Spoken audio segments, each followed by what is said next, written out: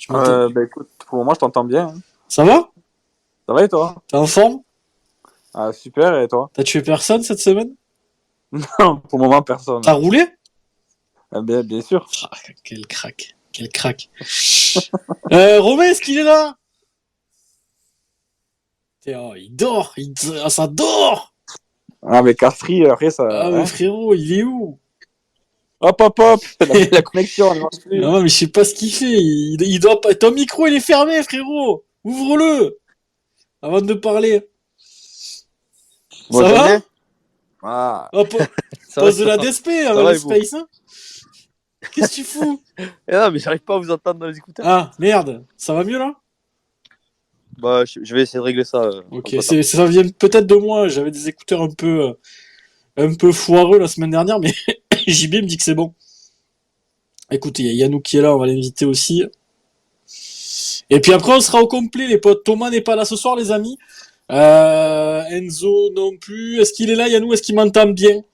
Ouais, vous m'entendez? Ouais, nickel. Ça va, poulet? Bah écoute, ça va et toi? Ça va ta jambe? Ça va un peu mieux ou pas? Ouais, sous glace, hein. Glace, hein. Compliqué. Bon ben, Ouais. j'espère que ça va aller, mon frérot. Est-ce que tu m'entends bien, Yannou, toi qui t'y connais un peu mieux en son? Est-ce que ça va? Ouais, Ok, nickel. parce que c'est les écouteurs qui avaient un peu foiré là.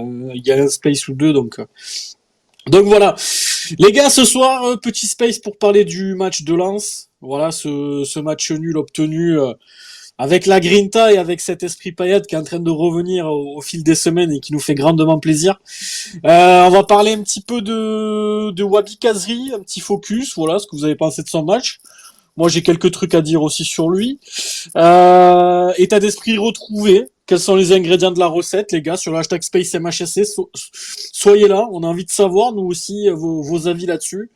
Parce que au final, ben, les joueurs, c'est les mêmes hein, qu'il y a quelques semaines. Mais sur le terrain, c'est plus les mêmes. Alors, il s'est passé quelque chose entre-temps, c'est que Michel Derzakarian est arrivé avec son staff.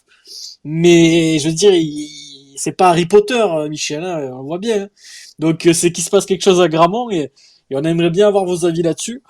Euh, et en fin d'émission, les gars, votre match scénario le plus fou que vous ayez vécu au stade, et pas forcément à Montpellier, les gars, si vous êtes allé à l'étranger voir des matchs et que vous avez vu un scénario assez dingue. Moi, j'ai des petites anecdotes à la con à raconter. C'est toujours des petits trucs sympas, même si c'est pas des trucs de fou. Voilà, je vous raconterai deux trois trucs. Évidemment, on dédie ce space ce soir à Bernard Sokoro qui nous a quitté la semaine dernière et qui était un des plus grands supporters pailladins. Voilà, en tout cas un des plus anciens et il va nous manquer. Et j'ai souvenir de lui, ben, quand j'allais acheter des sandwichs ou quand on se prenait une petite bière avec les potes. Il était jamais très loin au CCS, donc paix à son âme, et puis il va beaucoup nous manquer, et j'espère que de tout là-haut, il prend l'apéro avec Loulou et qu'il protège le club comme il se doit, et en tout cas lui dédie le space de ce soir à Bernard Sokoro. Voilà, on est parti les gars sur la rencontre, on va commencer par Yannou. Yannou, alors ce match-là, moi, ça a été dit sur France Bleu Héros, je trouve qu'ils ont plutôt raison. Là, c'est arrivé en tant quatrième, avec un système qui ressemble sensiblement à celui de l'Olympique de Marseille. Cette espèce de 3-5-2 avec des pistons là qui vont très vite, de la transition vers l'avant assez rapide, des joueurs qui se projettent beaucoup au milieu de terrain. Enfin, c'est une équipe assez explosive. Tu vois, ils ont pas forcément de vrais buteurs. Tu vois, le danger vient un peu de partout finalement. Comment t'expliques Yannou, bah, déjà ton ressenti sur le match et comment t'expliques que contre l'Olympique de Marseille, fin, euh, tu perds le match sans te révolter 2-0 alors que ou 2-1 alors qu'hier ben, les mecs ils arrachent un match nul quasi inespéré, mais pourtant t'as l'impression que tu pouvais même limite faire un peu mieux. Alors ça a été très dur, on a subi à la fin du match, mais en tout cas on est tous, je pense ici, dites-moi sur l'hashtag, mais je pense qu'on est tous un petit peu ressortis fiers de cette rencontre et de cet état d'esprit retrouvé. Yannou, toi ton avis là-dessus, qu'est-ce que t'en penses? Bah écoute, déjà, l'entame de match a été difficile pour tout le monde puisqu'on se prit un but assez rapidement sur des erreurs d'inattention. Donc déjà, pour beaucoup, c'était mal parti. Après, Lens est victime de ce que peuvent vivre beaucoup de clubs, c'est qu'ils sont dans ils ont été, même s'ils ont fait quand même un match solide face à nous, ils sont dans une situation où ils commencent à décrocher un petit peu, je pense, à fatiguer un petit peu, comme beaucoup d'autres clubs en Europe ou même ailleurs. Ouais. Et ça s'est ressenti parce que malgré les énormes qualités qu'ils peuvent avoir, comme tu l'as cité, ils ont pas réellement de vrais buteurs. En fait, le danger vient de partout. Leur contre-attaque, elles étaient difficiles si on n'avait pas eu une défense assez en place et un Lecomte complètement sur ses deux pieds. Le match, on le perd 3-2 ou 3-0.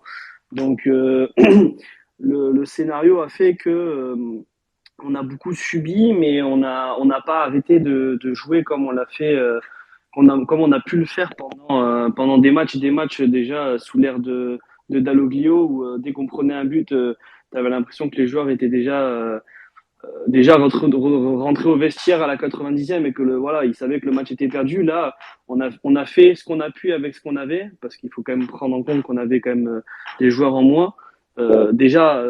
Au moment du coup d'envoi et par la suite avec la sortie de Maxime Estef par exemple, mais je trouve on a été solide. Alors c'est sûr que niveau statistique c'est pas le match le plus incroyable qu'on ait pu faire, c'est sûr, mais dans une situation dans laquelle on est où on affronte une équipe qui est littéralement hors de notre championnat à nous, parce que Lens ne joue pas le maintien bien évidemment. Prendre ce point, c'est de bon augure parce que déjà ça nous fait continuer une belle série de matchs sans défaite.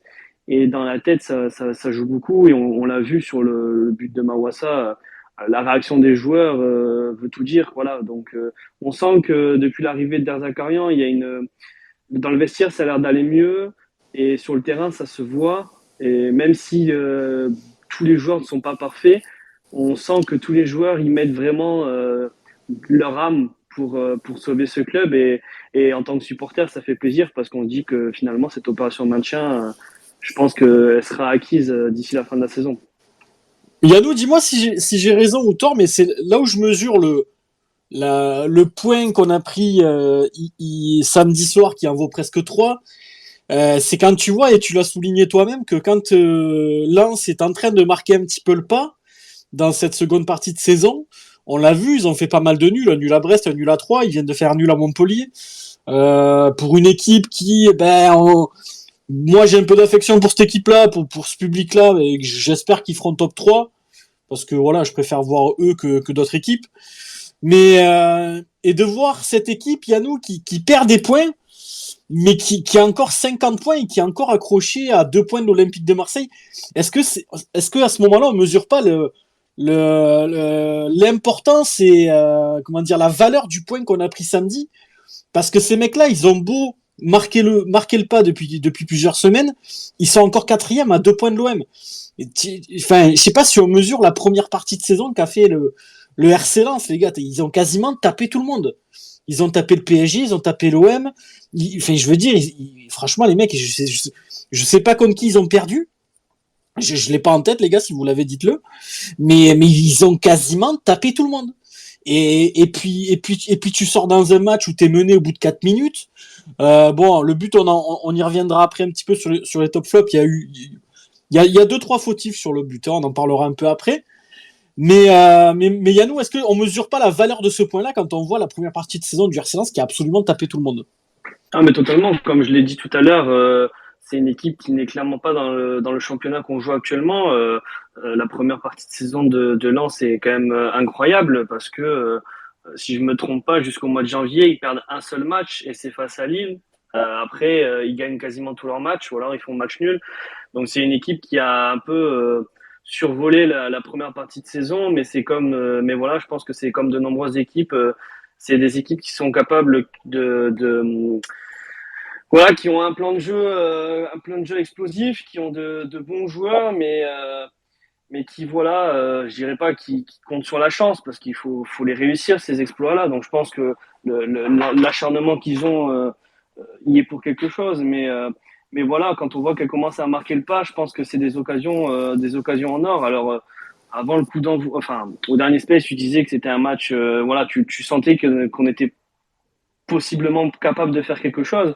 Beaucoup t'ont rejoint et je suis toujours d'accord que voilà, on l'a vu au final, on est capable. Mais c'est vrai que je pense que même si on a un championnat à jouer et qu'on a des équipes de notre portée qu'on va avoir, je pense qu'il y a des équipes qui souffrent un peu plus et qui sont hors de notre championnat. Et je pense que c'est un scénario alors qui doit être confirmé, mais je pense qu'on peut peut-être se dire que ce Montpellier qui a besoin de se sauver est capable de faire peur à des équipes qui sont un peu qui se reposent un peu sur leur laurier parce qu'ils sont déjà vachement mieux placés que nous. Par exemple, Yannou, je veux dire, si tu prends les points avec les équipes que tu vas affronter dans les prochaines semaines contre Angers, Ajaccio et Clermont, euh, est-ce que Montpellier, alors là les gars, je vais dire un truc, faut pas s'enflammer, mais est-ce que Montpellier peut, avec un matelas de points suffisant pour le maintien, peut alors aller titiller les gros sur un match, tu vois? Je sais pas, aller faire un truc au Vélodrome ou j'en sais rien. Est-ce que cette équipe-là, finalement, avec le stress en moins du maintien, est-ce qu'elle peut pas nous surprendre un petit peu plus sur des matchs contre des équipes un peu plus fortes que celles qu'on va affronter dans les prochaines semaines? Ah, mais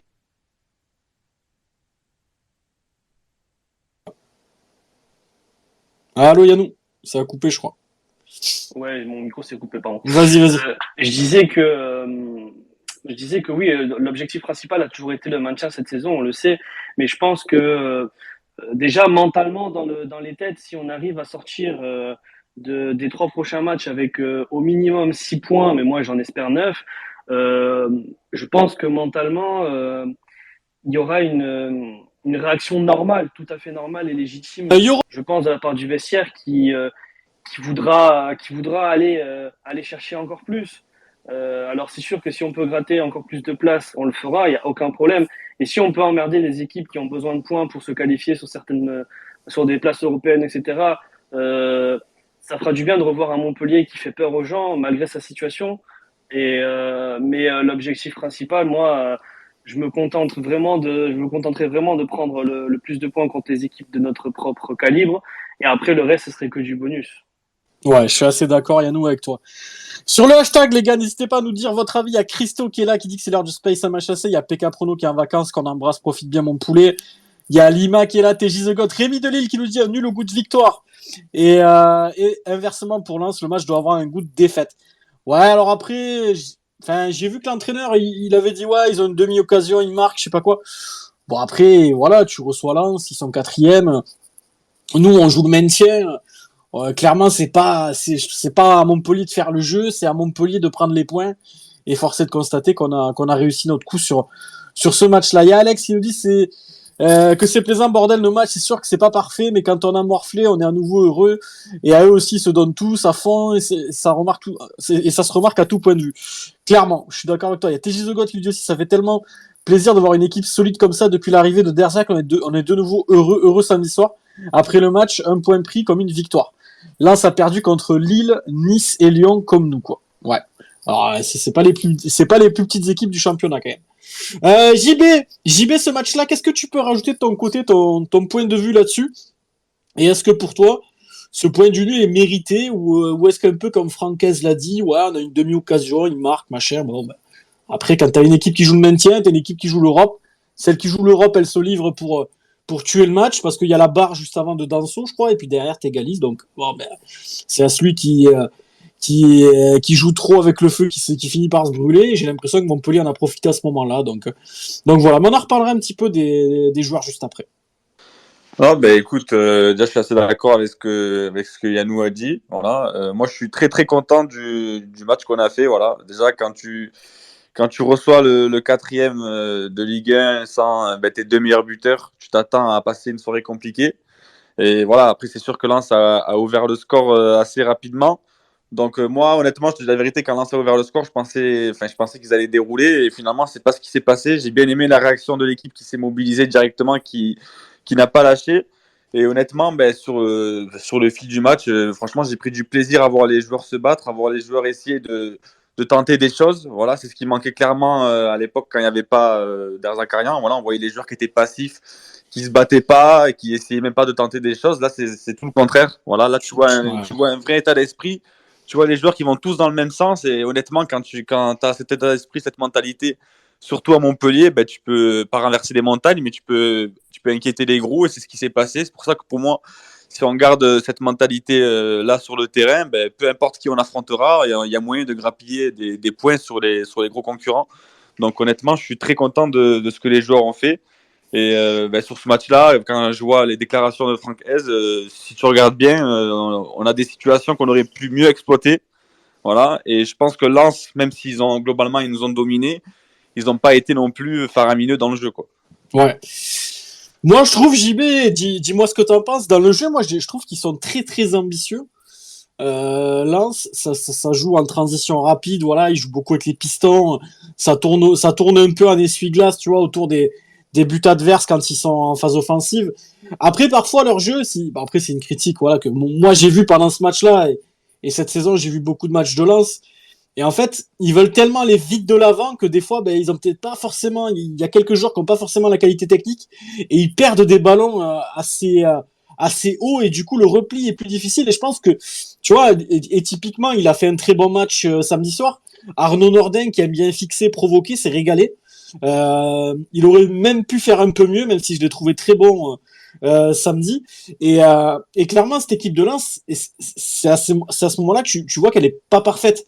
Il y a quand même, moi je trouve personnellement, il y a des phases où tu peux vraiment les embêter. Et on l'a encore vu samedi, on l'a vu contre Brest. Moi, j'ai regardé le match qu'ils ont fait à Brest. Brest, franchement, fait un super match. Alors qu'ils ont été imbuvables à la Mosson. Vraiment, des fois, d'une semaine à une autre, il y a des équipes, c'est pas les mêmes. Pour toi, JB, combien de points déjà t'espères contre Angers, Ajaccio et Clermont? Et est-ce que tu penses que le maintien va être plus facile que prévu avec l'état d'esprit qui est affiché? Attention, c'est encore fragile, on n'a que 6 points d'avance sur la zone de relégation. Dans le football, tout va très vite. Est-ce que toi, JB, dans ton état d'esprit personnel, comment tu es aujourd'hui, ce lundi, en sachant que dimanche à 15h, c'est Angers qui se présente à la Mosson? Ben, déjà, voilà, pour pas manquer de respect à nos concurrents, parce que si on se retrouve là, nous aussi, c'est que forcément on le mérite d'un côté. Mais quand tu vois l'effectif qu'on a et ce qu'on est capable de faire quand on a tout le monde qui mouille le maillot et qui est présent, je pense clairement qu'on est, voilà, on est clairement meilleur, nettement meilleur que nos concurrents. Donc, pour moi, si on garde cette mentalité, si on garde cet état d'esprit et cette envie justement de jouer sans la peur au ventre, de créer des choses, de mouiller le maillot, pour moi, on peut être clairement ambitieux sur les 3 prochains matchs qui arrivent et on peut espérer, même si je ne veux pas m'enflammer, parce que voilà, dans le foot, on ne sait jamais ce qui peut se passer, mais on peut espérer, moi, je pense au moins prendre minimum 7 points sur 9 possibles. Voilà, et clairement, si on garde, comme je le disais, cet état d'esprit, pour moi, le maintien, il sera acquis assez rapidement. Il y a pas de souci. Sachant, JB, franchement, si tu prends 7 points sur les 3 prochains matchs, comme tu viens de dire, c'est pas le maintien, il est acquis, mais quasiment. Oui, le maintien, de toute façon, il est quasiment acquis. Et là, actuellement, on est dans un fauteuil. Et c'est sûr que si tu gagnes en plus les 2 prochains matchs, les 3 prochains matchs face à nos concurrents, clairement, tu fais un grand pas vers le maintien. Mais honnêtement, je veux dire, on n'est pas, voilà, on n'est pas le Real Madrid, on n'est pas, voilà. Mais quand tu vois l'effectif qu'on a, quand tu vois les joueurs qu'on a, on a quand même de la qualité. Je veux dire, c'est pas Angers, c'est pas, voilà, c'est pas ces clubs-là, sans leur manquer de respect, mais on voit clairement que, enfin, je veux dire, pour moi, il y a pas photo, on est au-dessus. C'est pas être méchant de dire ça, c'est la réalité des choses. Je veux dire, tu as des TJ Savanier, tu as des Wai, tu as des Nordin, je veux dire, tu as des Ferry, des Casery quand il est au top. Donc, pour moi, clairement, on peut gagner facilement les prochains matchs qui arrivent. Bah écoute, JB, on verra ça. En tout cas, il y en a pas mal sur l'hashtag qui réagissent. Il y a Apo qui dit qu'il a pas vu le match. Je bois vos avis comme une petite bibine bien fraîche. Il y en a un qui nous dit objectif c'est de finir devant Toulouse. Bah ça sera quand même compliqué, mais pourquoi pas, on sait jamais. Il y a Pétardinho qui nous dit un truc. Alors on va en parler un petit peu les gars. D'ailleurs, on va demander à Romain, tiens, Romain, vu que t'es pas passé, je vais te poser la question à propos des supporters lanceurs, sont-ils si sympas comme on le dit, car sur les réseaux, beaucoup sont amers et rejettent la faute sur l'arbitrage. Assez dénigrant aussi, après, je peux comprendre vu du match. Moi, les gars, je vais m'exprimer là-dessus. Je me rappelle la saison où on est remonté avec Montpellier, où on finit 5e, qu'on se qualifie en Europa League. on avait un petit peu des décisions un peu bizarres d'arbitrage par moment, en fait, en fin de saison. Et c'est vrai que Montpellier, qui venait de remonter, avait l'impression un peu de, moi, j'avais l'impression qu'on dérangeait. Est-ce que c'est pas le cas du RC Lens? Je sais pas. En tout cas, ce qui s'est passé samedi soir, moi, je peux l'expliquer clairement parce que j'ai vu tous les ralentis. Le but qu'ils mettent, le deuxième but, le mec il touche le ballon des deux bras. Frérot, à un moment donné, c'est ou du handball ou du volley, mais c'est pas du football. Donc le mec touche le ballon avec le bras gauche et le bras droit. Tu peux, voilà, le but il est refusé très très justement et très rapidement parce qu'il y a rien à dire. Oui, JB, tu voulais parler peut-être sur ça. On t'écoute. Non, vas-y, Philippe Poulet, après j'interviens, vas-y. Je finis juste sur l'histoire du penalty sur Openda. Moi, de mon avis perso, alors Openda a déjà frappé. J'ai l'impression que Julien le percute un peu après. L'action est un peu bizarre. Et d'ailleurs, sur cette action-là, je trouve les ralentis mauvais. On a du mal à voir ce qui s'est réellement passé. Mais franchement, Julien, le geste qu'il fait à ce moment-là du match, il a peut-être pas lieu d'être. Et franchement, j'ai l'impression qu'il lui touche quand même le pied. Si ça se siffle, c'est pas un énorme scandale, mais c'est pas un énorme scandale non plus si ça se siffle pas. Et alors, je sais pas les gars ce que vous en pensez vous de votre côté, péno, pas péno, on va faire le tour de tout le monde. Sur le hashtag, dites-nous également, est-ce qu'il y a penalty ou pas. Moi, je trouve que le geste de Julien, il est à la limite. Voilà. Donc JB, on va t'écouter en premier là-dessus, et après on demandera à Romain. Non, ouais, mais enfin, moi, personnellement, sur l'arbitrage de samedi, et je dis pas ça parce qu'il y a eu des décisions peut-être en notre faveur, mais déjà, premièrement, il y a pas, le but, comme tu as dit, il doit être annulé. Oui, tu l'as vu, il fait belle, le mec. Surtout que moi, là, j'étais pas au stade, je regardais à la télé, mais je veux dire, le mec, il prend le ballon des deux mains. Donc, frérot, prochaine fois, carrément, jette-toi, fais un plaquage et vas-y, rentre dans les cages. Je veux dire, comment on peut protester ce but-là, je comprends pas. Là, Ouais. c'est clairement de la mauvaise foi. Et pour le penalty, moi honnêtement, pour moi il n'y a pas penalty. Pour moi c'est clairement le Lensois qui tape sur Julien. Alors c'est vrai que ça paraît à confusion quand tu vois en direct live, genre, mais pour moi il n'y a clairement pas penalty. Alors après s'il aurait sifflé, peut-être que ça aurait pas été scandaleux. Il a déjà frappé au Penda, JB, tu vois. Oui, je veux dire, il a frappé. Je veux dire, il frappe. Après, ça percute sur le pied de Julien. Ouais, Donc, ça peut prêter à confusion et te dire, oui, c'est Julien qui. Alors que non, quand tu vois bien le ralenti, c'est le joueur lensois qui tape sur Julien. Donc, il n'y a pas penalty. Voilà, il n'y a clairement pas penalty. Après, je veux dire, voilà, après, ce qui est drôle avec les supporters lensois, pas tous, parce qu'attention, je tiens à signaler que bon, beaucoup m'ont dit que voilà, au stade, ils ont applaudi la minute de Loulou et ils étaient vraiment, comme d'habitude, chaleureux. Mais je veux dire, sur Twitter, la dernière fois, il s'y allait pour les erreurs d'arbitrage face à Brest. Mais je veux dire, quand tu es quatrième de Ligue 1, tu dois pas te plaindre des erreurs d'arbitrage voilà, face à Brest, face à Montpellier. C'est des matchs que tu es censé gagner, tu vois. Ouais. Donc, à un moment donné, peut-être que le problème n'est pas que de l'arbitrage. Voilà. Ils ont peut-être l'impression de déranger, tu vois, comme c'est pas un club qui est formaté pour jouer les 3 premières places. Moi, les gars, je dis la vérité. Après, c'est mon truc perso, mais quand on était l'année où on est remonté, j'avais un peu ce truc-là, moi aussi. Tu vois, je sentais que j'avais l'impression qu'on dérangeait. Il y avait eu un but qui avait été injustement refusé, je crois, à Souleymane Camara contre Monaco, où on fait 0-0 à la Mosson. Putain, les gars, là, je pioche dans mon cerveau pour vous retrouver ça. Où il siffle hors jeu ou faute ou je sais pas quoi, mais en fait, il y a rien du tout. Ouais, le but, il est largement valable. Et j'avais un petit peu le même sentiment que les Lensois. Alors, le problème, c'est que maintenant, on n'est plus en 2009-2010. Il y a la VAR, il y a des caméras partout. Donc, c'est plus difficile qu'il y ait des erreurs d'arbitrage, même si on en voit encore beaucoup. Mais après, en tant que supporter, en fait, c'est une impression globale. Je pense qu'en tant que supporter, on a tous un peu l'impression d'être défavorisés à chaque fois au cours de l'année, quoi. Voilà, et c'est pareil pour nous. Nous, si tu regardes bien, des fois, il y a des décisions qui sont incompréhensibles. Et, par exemple, dernièrement, voilà, TJ Savanier, il prend un rouge. Et quand tu vois que Mbappé, il fait la même chose et que Veretout, il fait la même chose en pire et qu'il n'y a pas de carton rouge, tu te dis, bah ouais, mais on est défavorisé, tu vois. Donc, je pense que c'est un petit peu tous les clubs en Ligue 1, tous les petits clubs, voilà, pas les grosses écuries, genre Marseille, Paris, tout ça, mais voilà, on a l'impression d'être clairement défavorisé. Après, avec toutes les carottes qu'on a pris, franchement, le fait qu'il siffle pas le penalty sur Openda, sachant que c'est pas non plus la faute de l'année, on prend, hein, la vérité. Ah oui, clairement, on prend. Faut arrêter. Allez, Romain, c'est à toi, mon poulet, ce que t'en penses du match et de tout ça. On t'écoute. Bah écoutez, sur le match, déjà, je pense que vous avez dit pas mal de choses. Ça fait plaisir, hein, comme d'hab. Comme d'hab, depuis que Michel est de retour. C'est sérieux, c'est. Voilà, moi j'ai kiffé au stade. Je suis sorti du stade Et pour la deuxième fois de la saison, du coup, après Brest, je me suis dit, voilà, là, tu vois, je viens au stade, je suis pas déçu. Je peux faire 1 heure de bouchon après, j'en ai rien à cirer en fait. Je me suis vraiment régalé.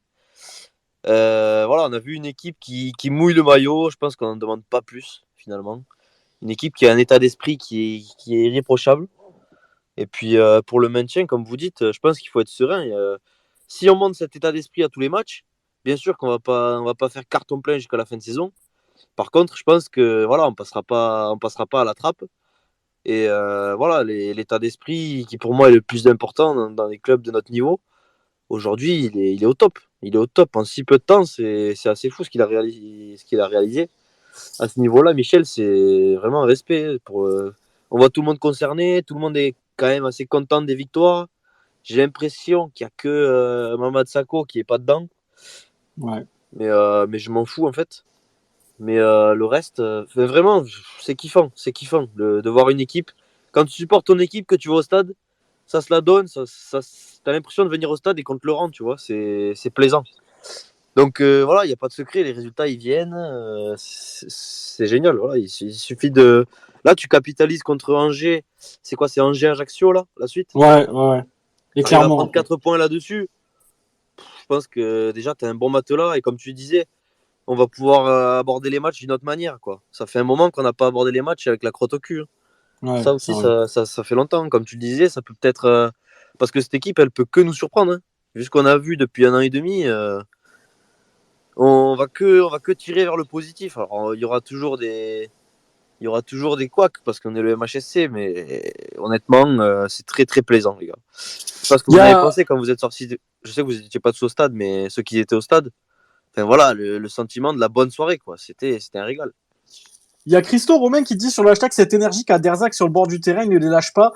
Aucun joueur ne peut se relâcher, c'est très fort ce qu'il fait. Qu'est-ce que tu ressens toi là-dessus, Romain? Est-ce que c'est vraiment ce truc-là qu'a apporté Michel, le fait que à chaque fois qu'il y en a un qui traîne un peu la patte sur le pressing, il est derrière à lui rappeler directement? Ah bah carrément, c'est le 12e joueur, il est hyper actif sur le banc. D'ailleurs, les latéraux qui sont sur son côté, ben, ils morflent toute une mi-temps. Le pauvre Mawassa qui a du mal physiquement, mais honnêtement, tu peux pas lui dire grand-chose sur le match. Il se la donne, il va au bout de ses moyens. Bon, après, tu sens que physiquement, ça reste pas au niveau, mais il se déchire et voilà, il est récompensé par son but. Enfin, je veux dire, il y en a pas un, quand tu regardes les matchs avec Michel, qui est en dessous, je veux dire, dans l'investissement. Dans Ouais. l'investissement, ils sont tous à bloc et finalement, le foot, c'est compliqué, mais c'est à la fois facile à comprendre, quoi, parce que si tout le monde met tout ce qu'il faut, tu vois, au service du groupe, bah, de suite, tu te régales à voir ton équipe jouer. Pourtant, voilà, on fait pas des séquences à 80 passes, on fait pas des actions de malade, mais pour quand tu vois d'où on vient, ça fait plaisir, franchement. Pour toi, Romain, au final, il manquait pas grand-chose à cette équipe pour qu'elle bascule du bon côté, même si ça reste encore, voilà, les gars, on n'est pas maintenu ni rien, mais pour toi, il manquait vraiment ce petit supplément d'âme qu'a apporté Michel? Bah, c'est à la fois pas grand-chose, parce que quand tu le vois comme ça a l'air facile, mais c'est à la fois colossal, parce que quand tu vois des 2 années qu'on sort, que personne n'a réussi à mettre ce petit coup de collier, et ben respect, quoi. Il a trouvé la formule, donc il est respecté par le vestiaire. Ça se voit et ça fait du bien à voir, quoi. On a une équipe qui est structurée, ça part pas dans tous les sens, ça sait ce que ça doit faire. Enfin voilà, c'est digne d'une équipe de Ligue 1. Il y a quelques temps, je faisais que tweeter qu'on était indigne d'une équipe de Ligue 1 pour moi. Et là, voilà, c'est au moins on montre pourquoi on est là, quoi.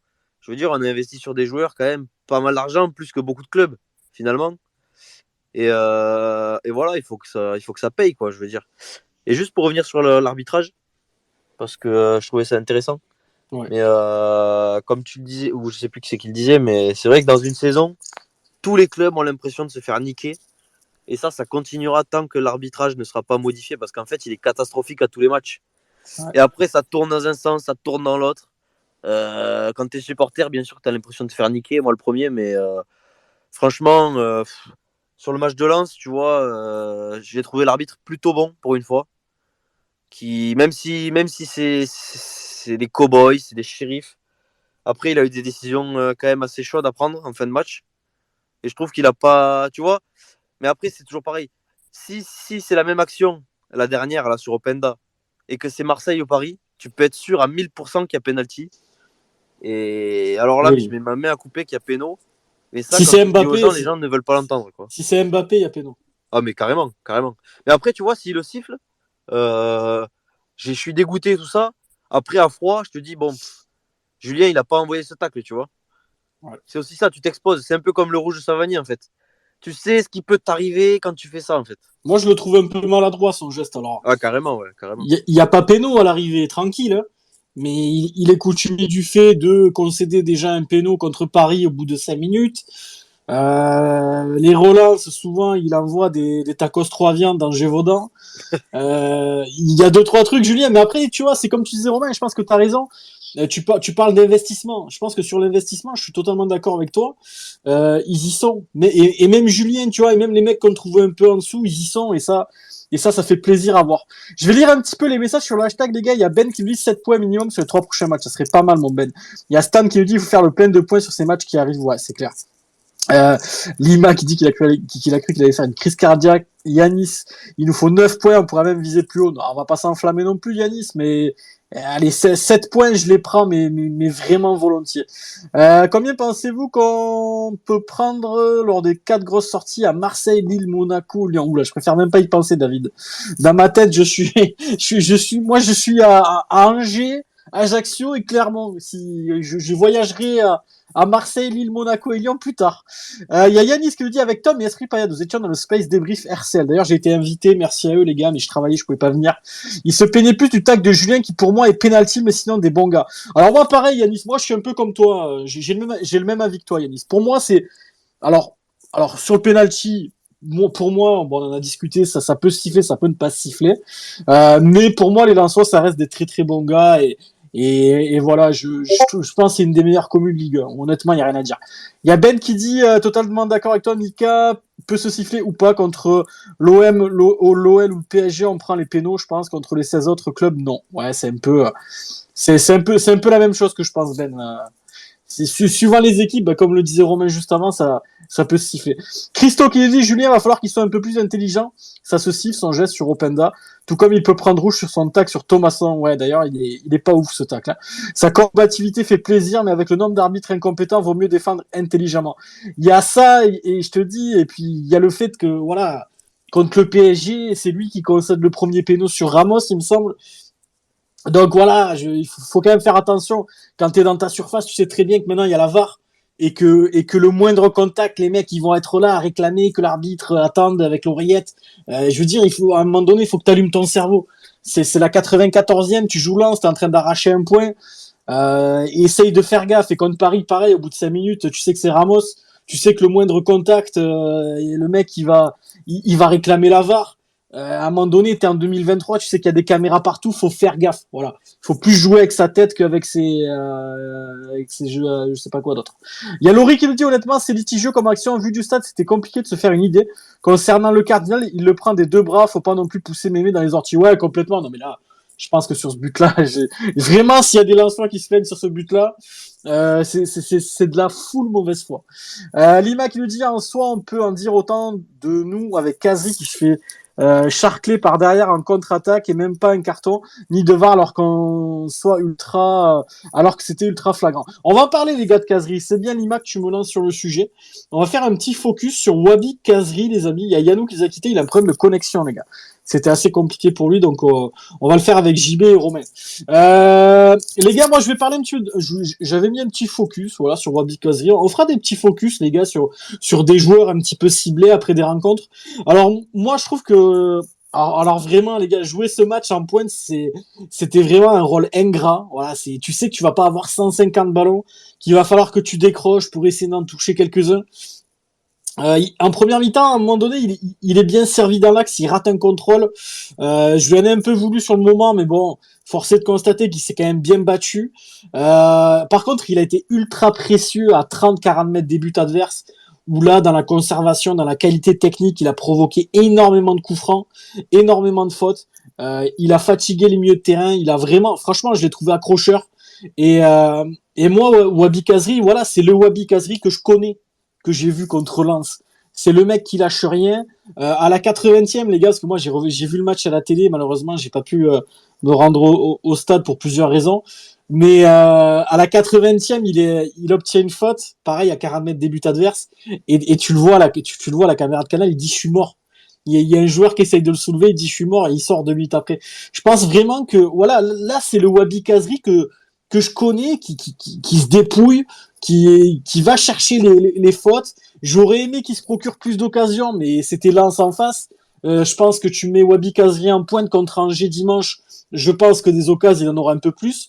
Mais voilà, c'est un mec qui a du ballon. On l'a vu dans sa carrière en Ligue 1. C'est quand même quelqu'un qui a du ballon et qui, enfin, il nous l'a montré aussi à la Coupe du Monde très récemment. Il fait un très très bon match contre l'équipe de France. Il marque, il donne la victoire à la Tunisie. Enfin, je veux dire, c'est pas n'importe qui qu'on a recruté. Donc, JB, je vais te demander en premier sur le hashtag réagissez également, pardon. Le match de Kazri, est-ce que pour toi, ben déjà, qu'est-ce que t'en penses? Mais moi, de mon point de vue perso, JB, j'ai vraiment envie de le revoir très vite. Ah oui, non, mais totalement. Et je suis totalement d'accord avec ce que tu viens de dire sur Kazri. J'ai adoré son match de la première à la dernière minute parce que le mec, voilà, il se défonçait sur le terrain, il faisait des replis défensifs, il était dans tous les coups, voilà, devant. Franchement, au niveau de la mentalité, il n'y a absolument rien à lui reprocher. Et voilà, comme tu as très bien dit, faut pas oublier que voilà, c'est quand même Lens en face, c'est la meilleure défense de Ligue 1 actuellement. Donc c'est pas facile de se procurer des occasions, mais malgré ça, quand même, il a réussi à s'en créer quelques-unes. Alors il avait un peu de mal sur la dernière passe des fois, mais bon ça c'est absolument pas grave, il va retrouver son niveau. Faut pas oublier qu'il n'était pas titulaire sur les dernières échéances. Mais clairement voilà, comme tu as très bien dit, c'est le Kazri qu'on aime voir, c'est le Kazri qu'on connaît. Et honnêtement, s'il continue sur cette lancée et que pour moi, d'ailleurs, sur les prochains matchs, s'il n'y a pas Wai, je suis pour de le revoir à ce poste-là parce qu'entre Germain et Wai, enfin je veux dire entre Germain et Kazri, pardon, il n'y a pas photo. Donc voilà, pour moi, je suis persuadé qu'il va être une pièce maîtresse du maintien s'il continue comme ça. Et là, il est en train de gagner sa place pour moi, clairement. Ouais, je suis d'accord. JB, dites tout sur le hashtag, les gars, ce que vous en pensez. Il y a Lucas qui nous dit 5 prochains matchs, c'est à minima 3 victoires, un nul. Bah, Lucas, t'avais pas tort. En plus, il nous a dit ça il y a 2 semaines, lors d'un dernier space. Bien vu de ta part. Il y a Nico qui nous dit incontestable ce que dit Christo. J'ai observé MDZ à plusieurs reprises. Il est à bloc, à bouger chaque joueur pour les faire revenir sur une paire de balles pour les replacer et ça marche. Une vraie télécommande, notre Michel. Je sais pas si c'est une télécommande, mais en tout cas, comme disait Romé, il doit bien casser les couilles au latéral qui est sur son côté pendant la mi-temps. Mini Payados qui nous dit je suis ressorti du stade pardon avec le goût de la victoire. Tom qui nous dit ouais 100% des bons les Lensois d'ailleurs, ça s'est vu même dans le stade. Ouais, apparemment ils ont applaudi pour Bernard, pour Loulou. Enfin moi après ça râle un peu sur l'arbitre, mais bon ça fait partie aussi du football. Romain, j'ai envie de t'entendre sur Wabi Kazri. On dit tous qu'il est pas en forme physique. Au final il a été mort au bout de 80 minutes. Moi je le suis au bout de 5. Donc finalement je pense qu'il est quand même un peu en forme. Bah ouais, c'est dans la tête, non, on dirait. Écoute, Ouais. il nous a sorti un bon petit match, hein, comme tu as dit, dans un match compliqué. On n'a pas eu beaucoup d'occasion il n'a pas eu beaucoup l'occasion de briller, pardon. Mais typiquement en seconde mi-temps, chaque fois qu'on a un bon coup à jouer, il est dedans. C'est lui qui va chercher seul des fois des fautes au vice. Ça, c'est quelque chose qui nous manque terriblement dans l'effectif. Et ouais, non, quand tu vois ça, tu te rappelles que c'est un joueur de qualité. Après, il a toujours voilà, c'est compliqué parce que il a pas mis beaucoup de buts cette saison et j'aimerais bien qu'il finisse fort, tu vois. J'aimerais bien qu'il finisse en nous montrant que voilà, l'année prochaine, il sera encore là ou qu'il sera important. Parce que ça reste un très bon joueur de foot, Wabi Kazri, comme tu l'as dit. Mais ouais, non, très bon match. Très bon match. Et c'est bien qu'il commence à enchaîner parce qu'on va avoir besoin de lui de toute façon. On va être obligé de le faire jouer comme a dit JB parce que c'est pas Valère Germain qui va lui voler sa place. Et puis, non, j'ai trouvé Nordin avec lui très très remuant aussi. Donc j'ai trouvé que les deux allaient bien. Ça s'échangeait les postes. Ça faisait tous les pressings à bloc. Franchement, tout ce qu'on reproche à Wabi Kazri depuis le début de saison, sur ce match, il nous a montré qu'il était capable en tout cas, tu vois. Et ça fait plaisir parce que je pense qu'on commençait tous à perdre un peu l'espoir en lui. Ouais, je pense qu'on est à peu près tous d'accord là-dessus. Et sur le hashtag, vous êtes nombreux à réagir sur Kazri. Il y a Mini Paedos qui nous dit il vient de démarrer sa saison. Le Wabi va progresser maintenant qu'il est détaché de la sélection. J'espère qu'on va profiter de son talent. Il y a TJ The God qui nous dit Kazri fait plaisir. une mentalité de guerrier. Lucas qui dit il est mieux depuis quelques semaines, on l'a récupéré blessé, non, il n'a pas joué pendant un moment, sa préparation est décalée, peut-être il finira la saison en boulet de canon. Moi, Lucas, sur ça, je pense que vraiment, la première partie de saison de Cazerie, il était focus Coupe du Monde. Il savait que c'était sa dernière, je pense qu'il avait envie de faire un petit truc. Il savait qu'il y avait la France aussi dans le groupe, donc peut-être que sa tête, elle était plus sur ce match-là, et ça a un petit peu tout faussé en termes de au niveau de son investissement avec le Montpellier. Mais là, je pense que voilà, c'est quelqu'un, je pense que un peu comme les attaquants, je pense qu'il leur manque pas grand-chose. Et je pense que ce but à 3 déjà lui a fait beaucoup de bien, je pense, dans sa tête à lui, personnellement. Et le fait d'enchaîner un match où il a un rôle assez ingrat contre Lens, mais il obtient pas mal de choses. Et derrière, tu sors avec ce point du nul qui est fêté quasiment comme une victoire. C'est quelqu'un qui peut re-rentrer dans le rang et vraiment postuler une place de titulaire et finir la saison sur une très très belle note. Je sais pas combien de temps il a signé, c'est assez flou sur son contrat. Je vois qu'il y a Esprit Payet avec nous, MHSC Honor, que je salue d'ailleurs au passage, les poulets, je vous embrasse. Si vous avez la durée du contrat de Cazerie, il y en a qui disent que c'est 1 an, d'autres 2 ans. Enfin, c'est un peu flou cette histoire. Donc si vous avez la réponse, je suis preneur, les gars. Louis qui pose une question que je me pose: si vous pouvez garder Mawassa en fin de saison, est-ce que vous le faites? Oui, si prix juste, non, trop inconstant, on attend la fin de saison. Allez JB, on va démarrer avec toi. J'ai pas compris, tu m'as dit quoi? Une question sur Fetou Mawassa qui est posée par Louis sur le hashtag. En fin de saison, si tu peux garder Mawassa, qu'est-ce que tu fais? Oui, si le prix est juste, non, trop inconstant, ou on attend la fin de saison pour voir ouais, à l'heure actuelle, c'est compliqué de se prononcer parce que c'est vrai que physiquement, il a énormément de mal. Mais là, sur les derniers matchs, je trouve qu'il revient bien. Et je trouve déjà, il finit ses matchs. Et en termes de pressing, en termes d'efficacité, c'est pas mal du tout. Donc honnêtement, à l'heure actuelle, je pense que j'attends de voir la fin de saison, voir si physiquement il retrouve sa forme pour me prononcer. Mais c'est encourageant quand même de ce qu'il montre sur les 2-3 derniers matchs. Romain sur Mawassa, qu'est-ce que tu ferais? Moi, pour l'instant, je te dis non. Parce que la surcharge pondérale, bon, ça va 2 minutes. Hein. Moi, je t'avoue que. Après, faut voir, comme il dit JB, il faut voir la fin de saison. Et puis, c'est un joueur qui est en train de faire ses stats quand même. Mais en plus, il a un profil intéressant. C'est-à-dire qu'il peut jouer piston, latéral gauche ou ailier gauche, tu vois, et même ailier droit.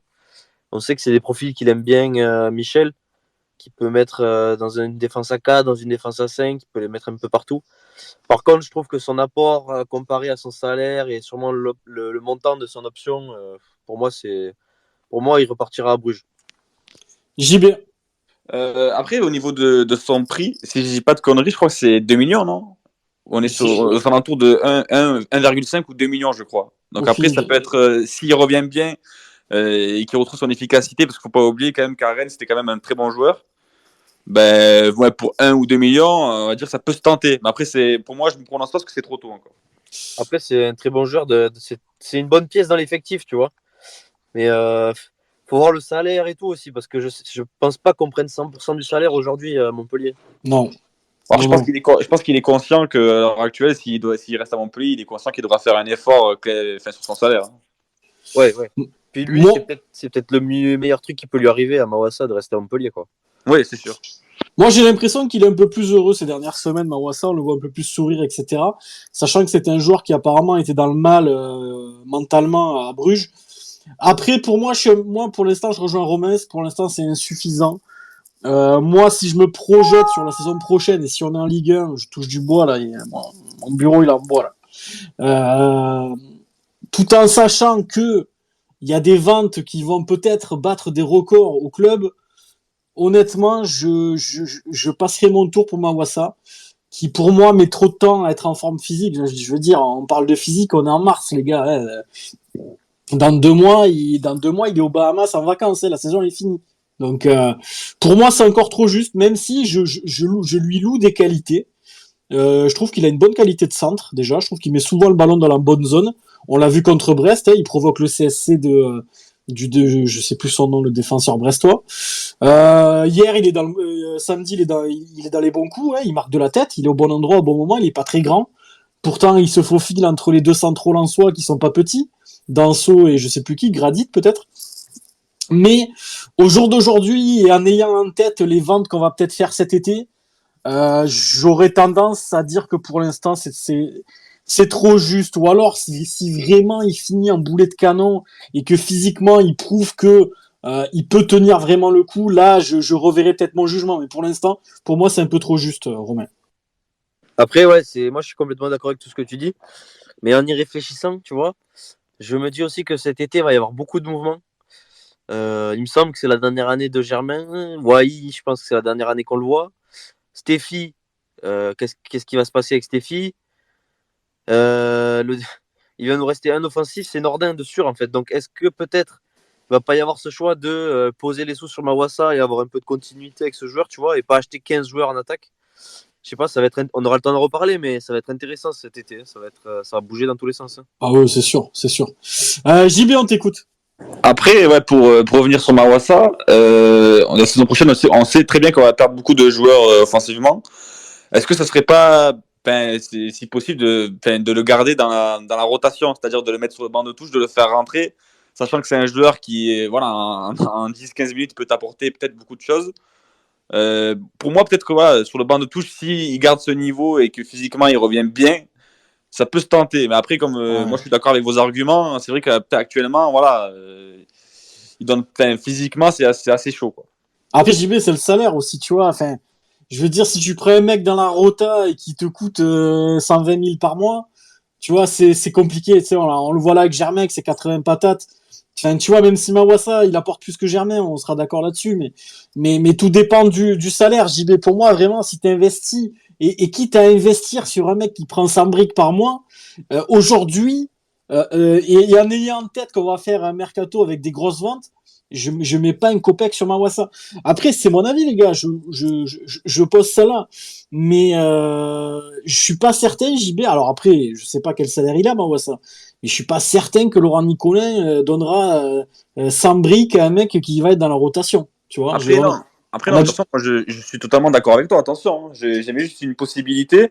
Après, si le club négocie bien avec lui, et je pense que lui, à l'heure actuelle, je pense qu'il est heureux ici, ça se voit. Je pense qu'il aime bien le club. Oui, déjà, il est épanoui parce qu'il ne faut pas oublier qu'il a des joueurs qu'il connaît quand même. Dès son arrivée, il a été bien accueilli parce qu'il connaissait pas mal de joueurs. Je pense qu'à l'heure actuelle, la meilleure chose qui puisse lui arriver, c'est de rester à Montpellier. Donc, je pense que. Attention, je ne le connais pas, mais je pense qu'il serait prêt à faire des sacrifices pour rester à Montpellier et pas retourner là-bas dans son club en Belgique, quoi. Ouais. Il y en a qu'un qui est pas prêt à faire de sacrifices, c'est Germain. Lui, il ira jusqu'au bout. Il va aller au bout, lui. Romain, on t'écoute. Non, mais en vrai, c'est grave intéressant. Mais comment dire, Mawassa, ouais, en fait, c'est aussi ça. C'est Mawassa, je pense que là, il a besoin. On va pas le prendre pour le mettre sur le banc. Comme disait Mika, je pense que c'est un gros salaire. Et puis lui, il a besoin d'enchaîner. Il sort d'une saison blanche à Bruges. Là, il commence à voir le jour. Ça se fait pas comme ça, tu vois. Et je pense que je sais pas, je pense qu'il est minimum intelligent. La saison prochaine, il faut absolument que Mawassa, pour lui, il faut qu'il enchaîne les matchs. Il faut qu'il joue match sur match. Parce que déjà, voilà, tu peux pas enchaîner les saisons blanches aussi jeune dans ta carrière. Et puis je pense pas que Mawassa, c'est un joueur que tu peux mettre sur le banc et qui, tu vois, c'est un joueur qui a besoin d'enchaîner. Si tu le mets sur le banc, en fait, il est jamais prêt, il est jamais à bloc. Enfin, je sais pas comment expliquer ça, mais moi, tu vois, Mawassa, c'est soit on le prend, on le met titulaire et on prend un risque, soit on le prend pas du tout, quoi. Ouais. Mais de toute façon, la question de Louis sur le hashtag SpaceMHSL est bien posée parce que il nous dit aussi on peut attendre voir la fin de saison. Donc peut-être s'il finit un boulet de canon, on se posera notre jugement, je veux dire, dans 7-8 journées, il aura peut-être changé. Si dans les journées-là, il met 4 buts et 4 passes D, au final, il finit la saison avec des belles stats, on n'aura peut-être pas ce discours-là. Mais moi, enfin après, un mec qui au mois de mars a encore du mal à finir les matchs, enfin voilà, j'ai mis encore quelques réserves. Après, je lui loue quand même, comme vous deux, des qualités certaines. Mais pour moi, c'est encore un peu juste. Voilà. Pour moi, c'est encore un peu juste. On peut parler des top flops aussi, les gars. On les a pas fait du match. Et j'ai envie de parler d'un joueur aussi, les gars. Bon, après, les top flops, on les fait pas, les gars. Vous me dites ce que vous avez aimé ou pas pendant le match, c'est pareil. Il y a GG qui nous parle de Khalil Fayad, 18 ans, très prometteur pour la suite. Il fait plaisir aussi. Je pense vraiment qu'il y a quelque chose là. Je pense vraiment qu'on tient peut-être la future pépite du club. Je me mouille un peu, les gars, mais je me mouille un peu ou pas, parce que vous l'avez tous vu jouer, Fayad. En termes de qualité technique, d'investissement, je pense que c'est lui qui fait basculer aussi la rencontre. Voilà. Je pense que alors la blessure d'Estève est très triste parce que Maxime s'est fait mal et apparemment d'après Michel Derzakarian ça a pété d'après ce qu'il a dit, donc peut-être que l'indisponibilité sera longue et on lui souhaite de se remettre très vite à Maxime, mais l'entrée de Khalil pour moi elle change tout parce que tu densifies ton milieu de terrain et il est allé chercher des ballons pareil. Alors dans un match où t'as Fofana en face de toi, t'as Fulgini, enfin je veux dire t'as des mecs quand même qui sont aguerris à la Ligue 1. Lui il a 18 il a 18 piges. Moi je me revois à 18 piges, les gars, j'étais en train de boire des whisky Coca à l'eau bar, en train de draguer une meuf qui avait des poils sous les bras, tu vois. Donc je veux dire on se rend peut-être pas compte de ce qu'est en train de réaliser Fayad quand il rentre dans un match où il est en train de jouer le 4e du championnat, qui va potentiellement, on sait pas, peut-être jouer la Champions League l'année prochaine. Il entre, je veux dire, il regarde les mecs dans les yeux. Dès qu'il a le ballon dans les pieds, il le perd pas souvent. Il a un peu de vice pour un jeune joueur aussi. Enfin, on parlait de vice tout à l'heure, je crois que c'est JB qui en parlait, ou Romain, de dire que quand on parlait de caserie, qu'il fallait un peu de vice. Lui, il en a un, et franchement, les gars, je sais pas ce que vous en pensez sur Fayad. Merci à GG de nous en parler, parce que j'avais envie aussi de le mettre en lumière ce soir. Moi, ce gamin-là, pour moi, il va faire quelque chose à Montpellier, et c'est pour ça que j'ai envie qu'on reste en Ligue 1, parce que je pense que lui, c'est la future pépite du club. Je vais commencer par Romain. Qu'est-ce que t'en penses, toi, de l'entrée de Fayad hier et de sa progression? Bah écoute, comme d'hab, il me déçoit jamais quand il rentre. Faut aussi mettre en lumière le coaching de Michel sur ce coup-là. Parce que, bon, même si c'était un peu. Ça paraissait évident. Il pouvait rentrer Sako, il pouvait rester dans le même schéma. Tout le monde ne l'aurait pas fait. D'ailleurs, ça m'a même surpris de lui, tu vois, qui n'a pas l'habitude forcément de changer les systèmes en plein match. Mais j'ai beaucoup aimé l'initiative. Donc, il y a Steph qui sort blessé. Et du coup, il fait rentrer Fayad, qui d'ailleurs est le plus méritant du banc. Finalement, c'est lui qui méritait le plus de rentrer. Et puis voilà, il assume derrière. Il fait un très bon match. D'ailleurs, ça change la phase du match, comme tu le dis.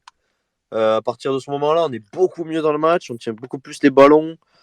Enfin, vraiment, c'est un joueur, quand il va enchaîner, j'ai hâte de voir ça. Quand il va enchaîner les matchs, ça va être génial. On a aussi récupéré les ballons beaucoup plus haut quand il est rentré. Hein. Ouais, carrément. Mais d'ailleurs, je ne sais pas si on pourra en reparler, mais peut-être que d'être passé à 5, c'était peut-être une erreur de Michel, d'ailleurs, en début de match. Je ne sais pas ce que vous en pensez, les gars. Bah, après, c'est facile de parler après, et parler avec le résultat, ça va nous donner raison. Mais c'est dommage d'avoir changé une formule qui marchait assez bien d'entrée. Alors moi, si tu veux mon avis, Romain, je sais pas trop. Le problème, c'est que voilà, c'est le plan de jeu, il est à la flotte au bout de 4 minutes. Enfin, et t'as le but de Fulgini qui intervient très vite. Alors on peut en parler aussi, les gars, des buts. On peut parler du but de Fulgini. C'est une perte de balle de Silla sur le côté, alors qu'il joue long de ligne. Ça tombe dans les pieds d'un Lensois. Bon, c'est pas de chance, hein. Des ballons comme ça, latéral, il en perd 4-5 par match. Hein. C'est pas un ballon enfin, je veux dire, le ballon, il est perdu à 40 mètres des buts. C'est pas non plus une faute énorme. Derrière, le ballon arrive dans les pieds de Fofana. T'as Kouyaté qui est un peu loin. Et puis, il la glisse pour Fulgini, qui pour moi, Julien est au marquage, mais il le lâche un peu. Et Fulgini finit bien devant Benjamin Lecomte.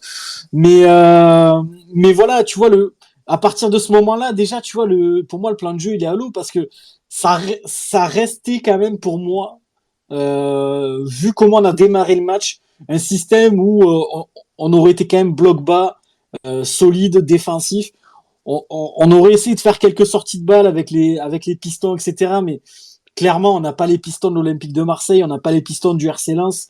Moi, je pense qu'on aurait essayé de les contenir et pourquoi pas balancer 2-3 flèches sur Nordin qui se débrouille pas mal quand on le lance en profondeur. Mais franchement, moi, j'ai pas envie de le blâmer. Michel, ça se tentait avec les absents. Faut quand même comprendre que il y a TJ qui prend le rouge à 3, mais il perd Wai, je crois, 2-3 jours avant le match, donc c'est pas simple à gérer. Il a tenté ça, et comme tu dis, il faut quand même louer le fait qu'il ait changé de système, chose qu'il faisait très peu à l'époque. Hein. Je me rappelle, moi j'avais des grosses discussions avec Christo quand Michel était en poste à l'époque, et c'est vrai qu'on avait tendance à penser qu'il avait du mal à adapter ses compositions d'équipe par rapport à l'adversaire qu'il y avait en face, qui restait à 5, alors que des fois on pouvait rajouter un milieu contre des équipes un peu plus faibles. Enfin, on en avait débattu longuement, et là il l'a fait alors qu'il est en poste depuis 3 matchs, et franchement j'ai envie de le féliciter parce que pour moi ça fait complètement basculer la rencontre. Mais voilà, je trouve que lui en vouloir, ça serait trop dur. JB, qu'est-ce que t'en penses? Non, non, mais moi je suis d'accord avec toi. Je pense que il s'est adapté au système des Lensois parce qu'il a voulu justement compenser par rapport aux absents qu'on avait. Je pense que si sur ce match-là, tu as TJ et tu as Wai, je pense pas qu'il s'adapte au système de Lens et je pense qu'il fait à sa façon.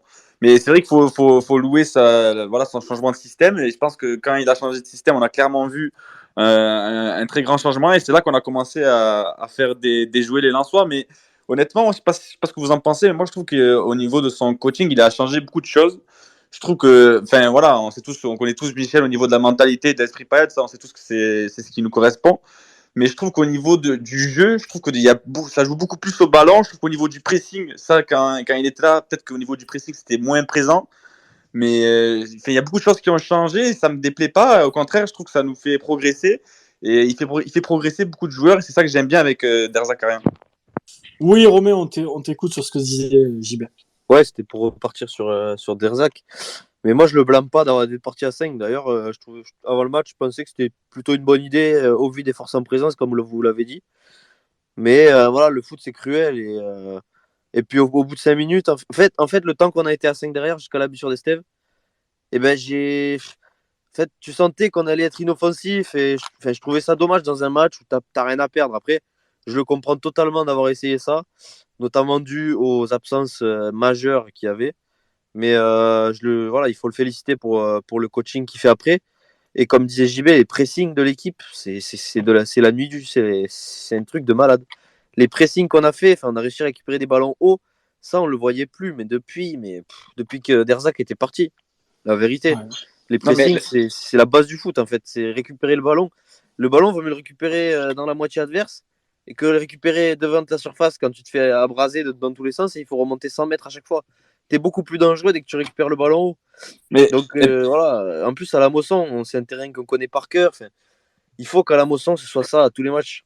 d'ailleurs, moi, je me souviens, Romain, je sais pas si vous vous souvenez, les gars, là, en deuxième mi-temps, à un moment donné, on fait un pressing, on récupère un ballon haut, on était trois sur un joueur, sur un Lensois, et ça m'a choqué énormément. C'est incroyable de voir le pressing qu'on a fait, et en plus, on l'a fait pendant 80 minutes à peu près. Donc, franchement, physiquement, on n'est pas assis à la rue que ça, quoi, tu vois.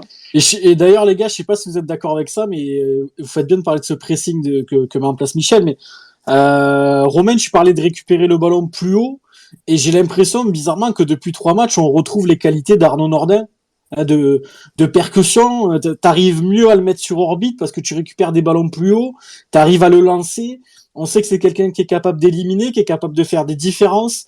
Pour moi, il fait un très bon match à 3. Comme je l'ai dit, je le répète, si sa volée elle est au fond, c'est pareil. Contre Lens, je trouve que c'est un de nos meilleurs attaquants. Est-ce que les gars, vous n'avez pas aussi ce sentiment-là que le fait de mettre en place ce pressing, ça correspond pas un peu plus au style de jeu d'Arnaud Nordin et il va se sentir beaucoup plus à l'aise dans les prochains matchs et dans les prochaines semaines, les gars. Qui veut répondre en premier? Non, non, mais je suis totalement d'accord avec toi, personnellement. Romain, sur Nordin, on t'écoute. Ouais, bah ouais.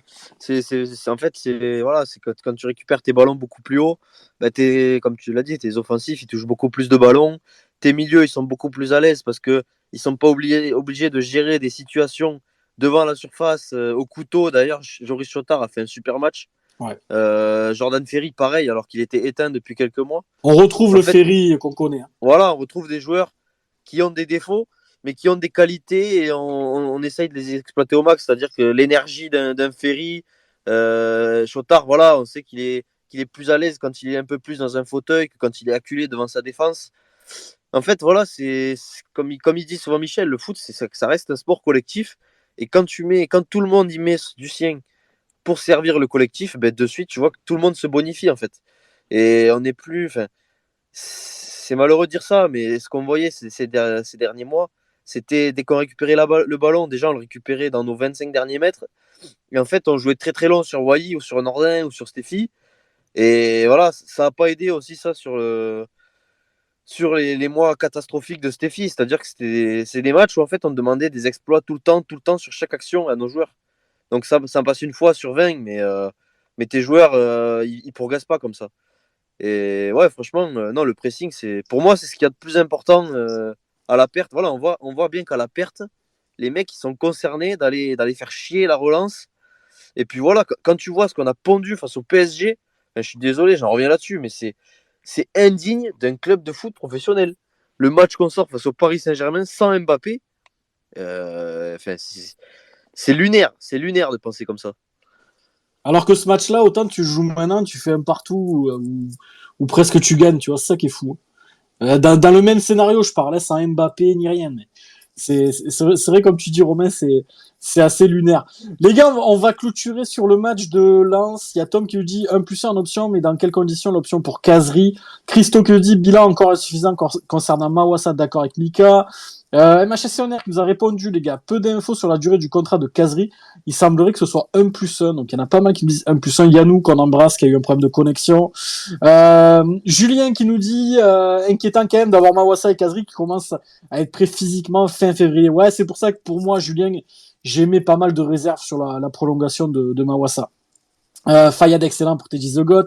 Il y a Lima qui dit Fayad un bon gamin, la mentalité Payad, une bonne qualité technique et une assez bonne vista.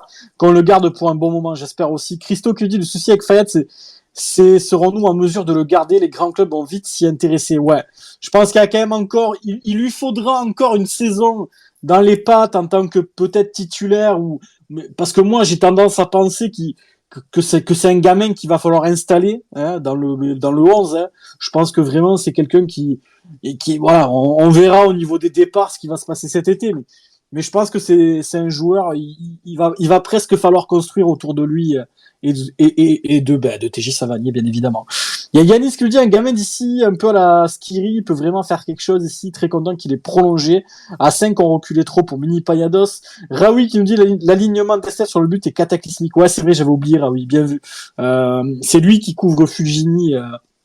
Je crois qu'il est près de il est tout à gauche du terrain et c'est lui qui s'aligne pas effectivement. Il y a Tom qui dit ce qui me rend fier, c'est l'état d'esprit des jeunes formés au club en plus d'être bons.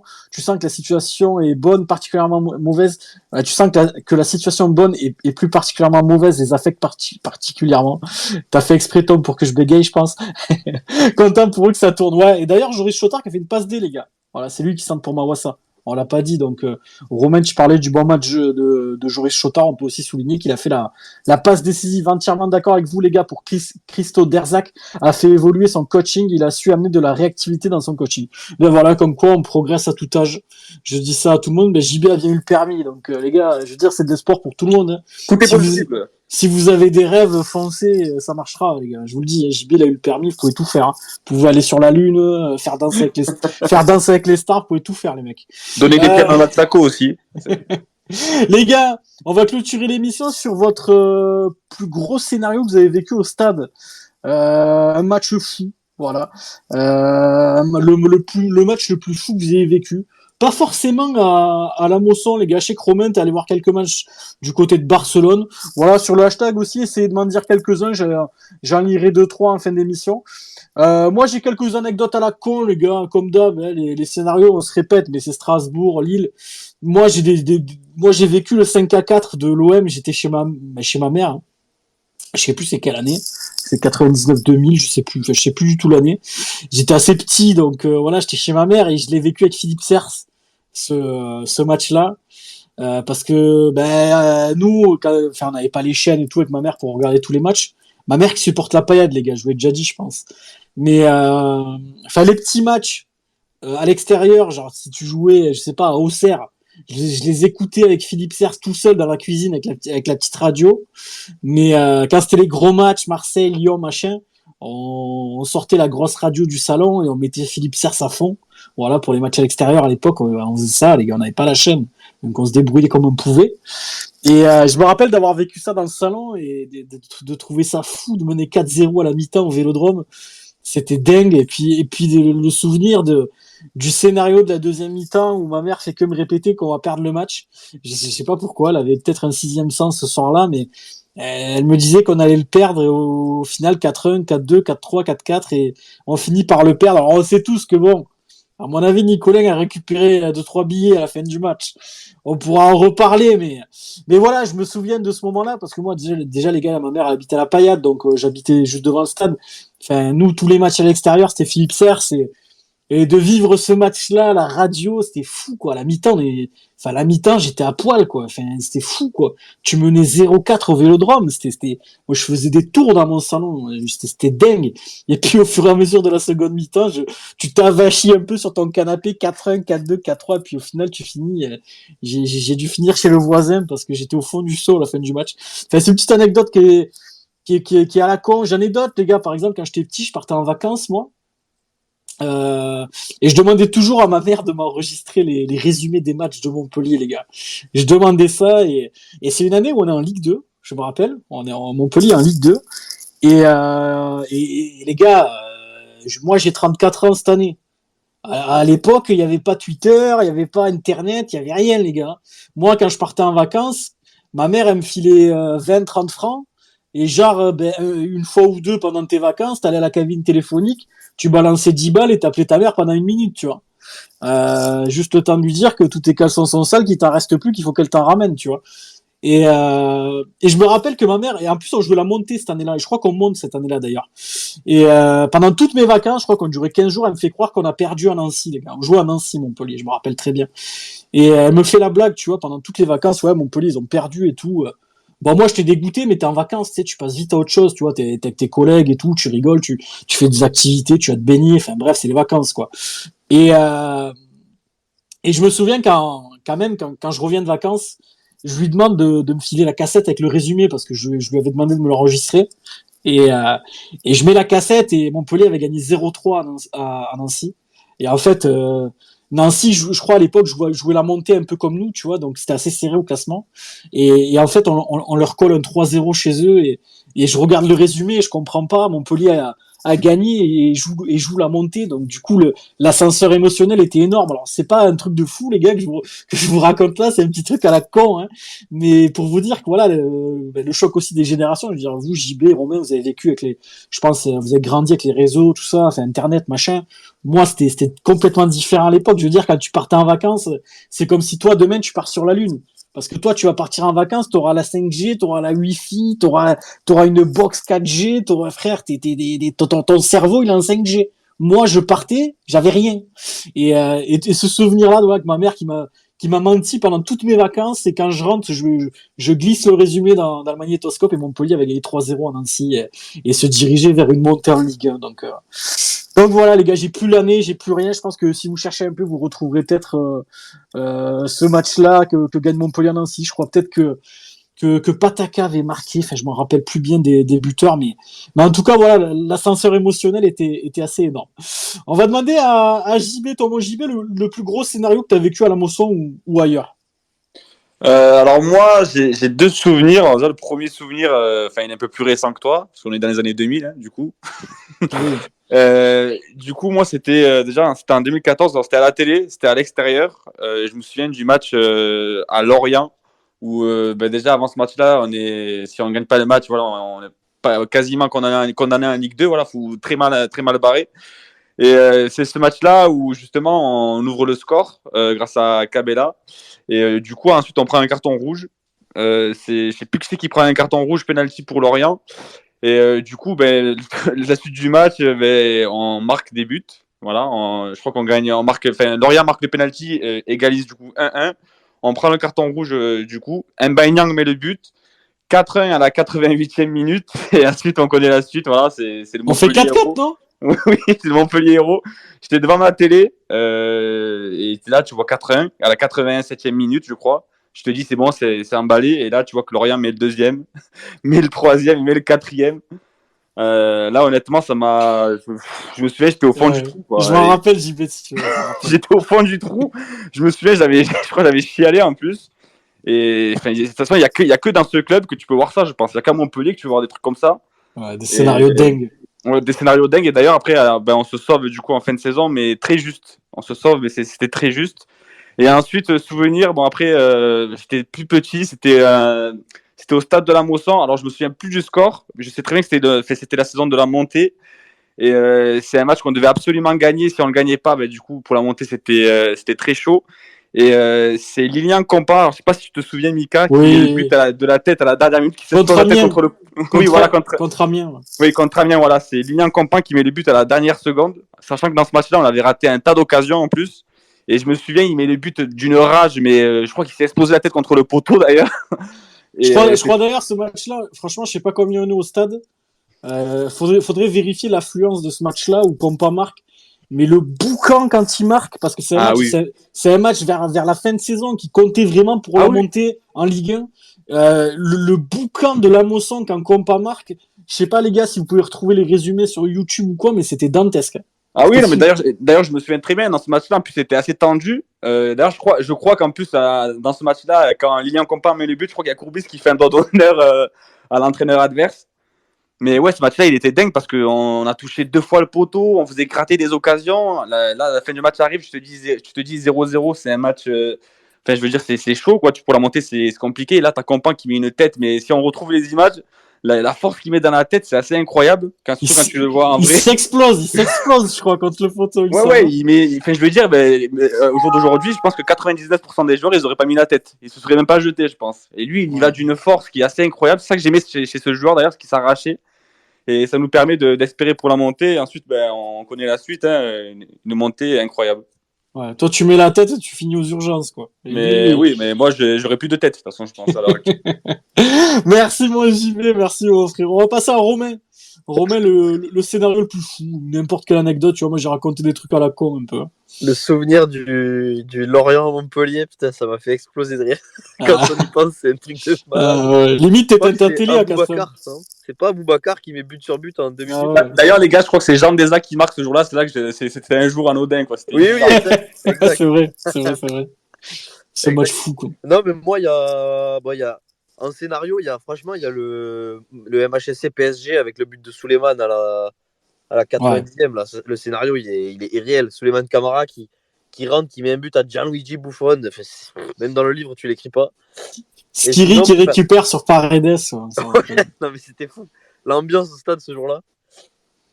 Et non, sinon, j'ai pas des scénarios de fou, mais j'ai des bons souvenirs bien marrants. Je crois que c'est une saison avant la Ligue 1, avant la remontée en Ligue 1. Donc on est bien enfoncé en Ligue 2, quoi. Et là, dans la Mosson, t'avais quoi? T'avais 3000 personnes. Je pense qu'il y en avait 20 qui payaient. Voilà, tout le monde avait des places gratuites. tu demandais, pourquoi t'es là? Non, mais je suis invité, t'inquiète. Tout le monde avait honte. Et du coup, mon père qui trouve 2 places et qui m'amène et tout. Et mon père qui s'en bat un peu les roufles. Et donc on part limite pour arriver au coup d'envoi, quoi. Et puis papa, on va pas arriver en retard et tout. Non, t'inquiète. Bon, au final, on arrive 10 minutes en retard. Il y avait déjà 2-0 pour l'adversaire. Alors je sais plus du tout qui c'est. On arrive 10 ou 15 minutes en retard. Il y avait déjà 2-0. Je crois que c'est Sedan, mais j'ai très peu de souvenirs. Donc là, j'arrive au stade. Je me dis, voilà, c'est mort. J'ai envie de repartir, quoi. et je me rappelle qu'on revient à 2-2. Et c'était genre dans ce genre de match que j'avais commencé à kiffer Montpellier, quoi. C'était genre un an ou 2 avant la montée en Ligue 1. D'accord. Tout petit, et j'allais au stade, il y avait 2000 personnes. Et quand je voyais les lumières de la Mosson, j'avais les étoiles dans les yeux, alors que c'était minable. Et sinon, j'ai souvenir aussi d'un Montpellier-Ajaccio. Ceux qui s'en souviennent, c'est des bons. Montpellier-Ajaccio en Coupe de la Ligue en 2014, je crois. Mais moi, Romain, le problème, c'est que si j'allais vraiment voir ces matchs-là, c'est que j'avais 6 grammes. Sinon,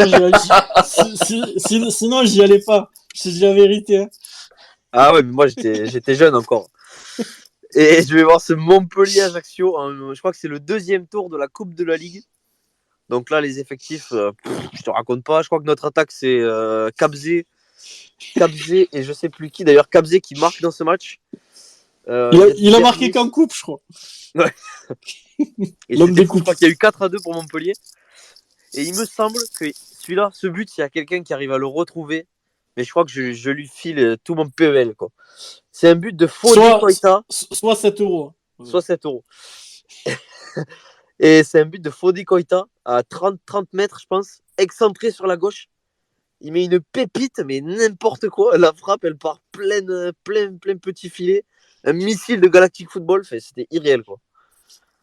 Mais on pourrait les retrouver, ces buts-là, sur Mais YouTube. celui-là, pour le retrouver, honnêtement, c'est dur. J'essaierai de le retrouver. D'ailleurs, Romain, je pense pour. Vous, en 2018, vous avez vu le match, vous avez eu de la chance. Parce que moi, pour la petite anecdote, en 2018, face au PSG, à l'avant-match, j'avais travaillé le matin. L'avant-match, je suis avec des collègues. Bon, j'avais prévu d'aller à la butte, tout se passe bien. Et des collègues qui sont fumeurs. Voilà. Moi, comme vous le savez, je ne bois pas, je ne fume pas. Donc. Voilà. Et j'ai mes collègues qui me disent JB, tiens, on va te faire une soufflette. Je sais pas si vous connaissez la soufflette. Enfin, pour les fumeurs, en gros, la soufflette, si vous voulez, c'est quand vous fumez. Enfin, en gros, entre guillemets, par exemple, en étant de la bœuf, genre vous décidez de cracher toute la fumée dans la bouche de votre collègue. C'est assez fou de dire ça comme ça. Et du coup, je me prends au jeu. Parce que moi, je suis un cétone, vous savez, j'ai un demi-cerveau. Et du coup, avant le match, je me prends au jeu. Et donc, avant de rentrer au stade, voilà, je fais la fameuse soufflette. Et genre, je rentre à la butte paillade. Et là, les gars, je vous jure, réalité, je vois les joueurs qui rentrent sur le terrain. Et je vois tout le stade qui tourne dans mes yeux. Je me rappelle, il y a des photos qui en attestent, je crois. Oui, je vous enverrai les photos. Je vous la mettrai sur le space, enfin sur le hashtag. Et là, je vous jure, le match commence, les gars. Et j'ai vu 0 minute du match. C'est-à-dire que tout le stade tournait, je voyais absolument rien. Quand on marquait des buts, je célébrais, mais je voyais rien du tout. C'était tout flou. Et du coup, ben voilà, j'ai dû voir le résumé après le match quand tout était redescendu, mais c'était assez chaud, quoi. Il est bien ce space, on apprend que Romain à 7 € sur le PEL et que toi tu fais des smacks à tes collègues pour récupérer la fumée. Non, mais franchement, si on aurait pu s'en passer de ça serait pas ça. Ah putain, vous êtes énormes les gars. Merci en tout cas les amis pour les anecdotes de fou, des cons, c'est JB, putain. Les gars, il y a des petites anecdotes sur le hashtag aussi. Tom qui nous dit la dernière, c'est contre Monaco, le but de Mavidi. Ouais, c'est vrai que celui-là quand même. Bon après c'est plus récent, mais c'est vrai qu'il a marqué. Il y a Giro FC qui nous dit au stade le plus fou, je dirais Montpellier-Orient 4-3 en Coupe de France. Je l'ai pas du tout Giro FC. Oui, avec. Je crois que c'est Alexis Claude Maurice qui fait un de ses premiers matchs en pro et il nous extermine, je me rappelle très bien. Et qui met les 4 buts pour nous? Eh ben, non, on perd 4-3, non, je crois. Ou alors on le gagne peut-être, je sais plus, mais je me rappelle que Claude Maurice nous fait un pugilat. Berthaud se fait assassiner. Je me rappelle très bien de ce match. Ok. Il y a Lucas qui dit LDC après le titre Schalke Montpellier. L'égalisation de Camara vécu au stade, c'était ouf. Ouais, putain, ouais, ça c'est pas mal. Après le chemin en voiture depuis Paris pour aller au stade avec 4 potes. Dynamo Jojo qui nous dit au MMHC, c'était le 22 août 98. Putain, j'avais donc 9 ans. C'est la date de mon anniversaire, j'en ai pleuré. Serge a dit qu'il allait finir à la Colombière. Ouais, non, c'était fou. Mais Dynamo, putain, c'est ouf. Je pense qu'on a à peu près le même âge si tu l'as vécu un peu comme moi. Alors attendez, j'en suis où les gars? Il y a TJ Zegot qui dit trop masterclass, c'est des anecdotes de Mika, ouais, c'est des trucs à l'ancienne moi les gars. Rémi qui dit je ne sais pas si c'est le plus fou, mais j'ai vu à Bordeaux France République Tchèque en août 94 avec les débuts fracassants d'un certain Zizou. Ouais, c'est incroyable. Non, franchement, c'est incroyable. Christo qui dit la mi-temps, j'étais à poil, tu me checkes tes anecdotes. Ouais, moi, les gars, c'est des trucs à l'ancienne. Hein. Il y avait des cassettes, je veux dire, moi, c'est. Les Romains JB, ça regarde les matchs sur des iPads en 5G. Hein. Moi, c'était pas comme ça à l'époque. Hein. Tom qui dit, je me souviens d'un match à la Mosson, mes potes veulent partir 5 minutes avant la fin du match en sortant dans la partie haute de Gévaudan, coup franc pour Tino Costa, mes potes ont le pied dehors, je crie attendez, Lucarne, j'ai vu le but, pas mes potes. Mais c'est quel match? Tom, parce que les coups francs de Costa, je les ai quasi tous en tête. Lucas qui nous dit France-Angleterre en 87 pour le tournoi de France à la Mosson, premier match de l'équipe de France. Ouais, j'y étais aussi. Je les ai tous vus, je crois, les matchs des Bleus à la Mosson. Enfin, les derniers. Yannou qui dit France-Espagne, demi-finale de la Ligue des Nations à Turin. Ouais, pas mal ça, putain. Premier match de la sélection pour moi et encore plus à l'étranger dans un stade incroyable. Le scénario est fou pour le MHC. Je dirais le 3-2 face à Paris et le but de Soulé. Mini Pados qui dit j'ai souvenir gamin de Montpellier Saint-Etienne, on mène 2-0 je crois et derrière on prend 2 buts, on en remet le troisième, j'étais petit, c'était fantastique, je dirais 93, 94, 95, ouais j'étais trop petit moi à cette date là. Nico qui dit 2014 mais c'est pas un souvenir, mon JB c'était hier. Profite d'être jeune, c'est clair. La but qui dit le scénario contre Bordeaux à Chaman-Delmas en 2012 où on perd 2-0 et à 10 on revient au score avec une panenka de Younes et le but immonde en taclant de Vito devant l'ordi à 11 ans, c'était sympa à vivre, j'y étais les gars à Chaman-Delmas. Delmas avec l'Armata Ultra. Ouais, j'y étais les gars. Et d'ailleurs, j'y étais. Alors pour l'anecdote les gars, ben c'est bien la butte que tu me parles de ce match-là parce que je peux vous ressortir une anecdote. Je suis à Bordeaux parce que j'avais une petite amie là-bas à l'époque. Ma petite amie faisait ses études là-bas et en fait au retour. Moi, j'avais prévu de revenir en train et de pas revenir avec les ultras parce que j'étais sur place. Et en fait, il était tombé une neige de fou à Montpellier pendant ce match-là. Une neige de malade mental et du coup, moi, tous mes trains annulés. J'avais dû rester à Bordeaux et annuler mes journées de travail qui ont suivi. Donc voilà, j'étais resté sur place parce que neige de fou à Montpellier et ouais, scénario de dingue. Je me rappelle très bien de ce match-là, c'était un scénario fou. JB, t'es un dieu, des anecdotes vraiment. Merci les gars en tout cas. Il y a JB qui dit non, on gagne contre Lorient, on était 3800, c'était le feu. L'époque des vieux, ben oui les gars, l'époque des vieux, vous connaissez.